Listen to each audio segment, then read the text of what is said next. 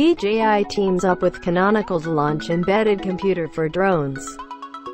Drone manufacturer DJI and Canonical, the corporate entity behind the Ubuntu Linux distribution, today announced the launch of Manifold, a small embedded computer that's optimized for building applications for drones.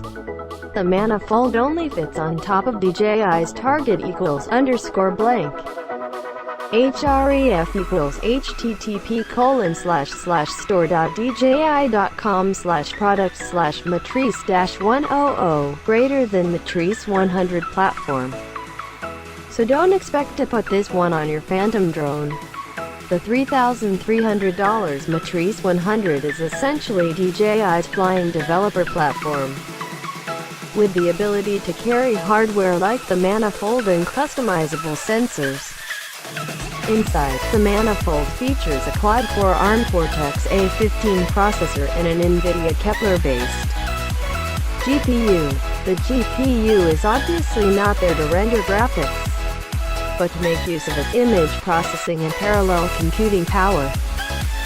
This, DJI argues, will enable new artificial intelligence applications such as computer vision and deep learning.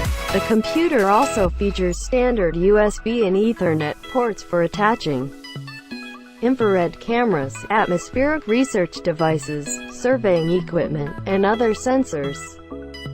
There's also an HDMI port for connecting monitors.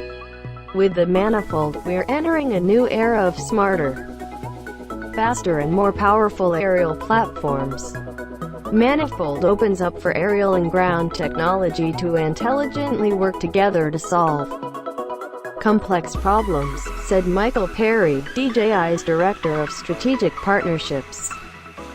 In a statement today, "We're excited to see what applications our developer community will come up with for this new platform.